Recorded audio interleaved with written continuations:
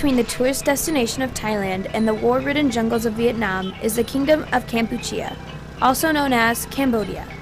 The country is home to the largest religious structure in the world, Angkor Wat.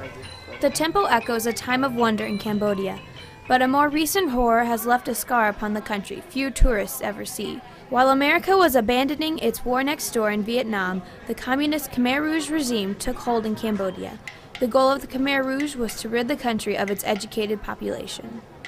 As a result, most teachers and professors died, leaving the education system in shambles. If you can't make rice, if you can't plant rice and produce something, you are useless. If you're just a doctor or a lawyer who just fixes people like that, you are useless. So the expression they used was, there's no profit if you live, no benefit if you die. So they were killed. But in fact, that is the wealth of the country, and that's what was destroyed. Now, I don't know any other genocide where that particular group in society was targeted and eliminated. Killing an estimated 2 million people in the late 70s took care of most of that mission. But what remains today is a country still struggling to educate its children.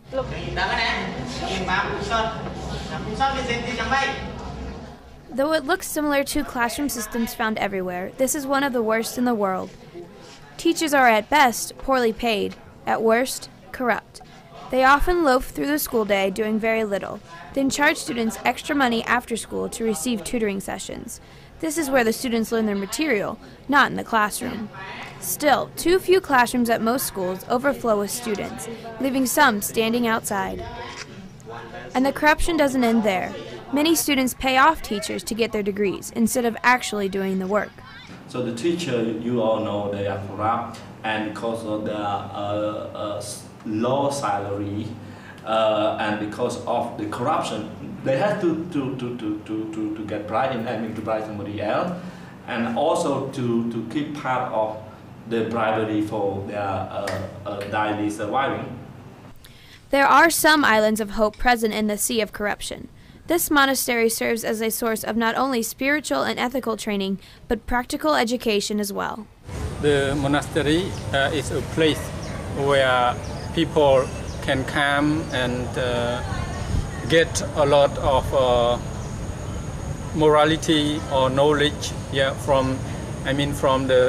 also from the science, and from the daily life, From the monastery, you see, in the past, people did learn in the monastery, but later they built a lot of schools outside because in the compound of monastery was not enough for education. And children at this orphanage get lessons in English and other skills, as well as a place to live and grow.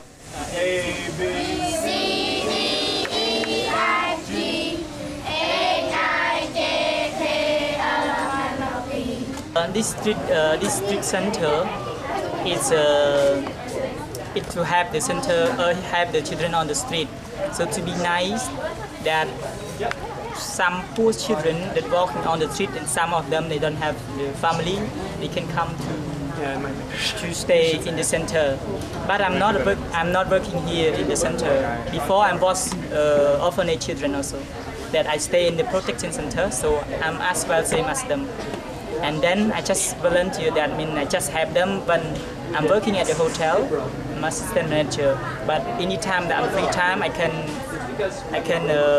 any customer want to come to visit the center, not only here, the other place, so I always bring them to visit the center.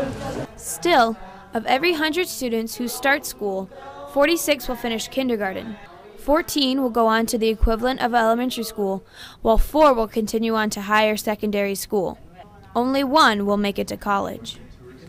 Attempting to better train students who don't finish traditional schooling, a movement is underway for more vocational education training as opposed to academic training. This gives young people useful skills that bring an income on which their family can live. The tourist trade in Cambodia makes the demand for hotel workers attractive.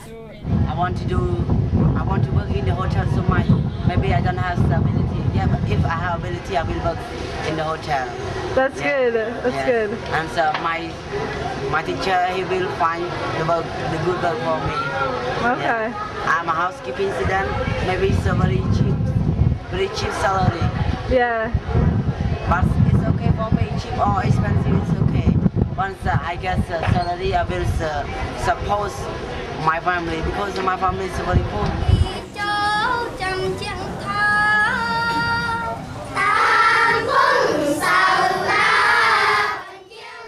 The faces and voices of the children in Cambodia seem to show an oldness that doesn't belong there.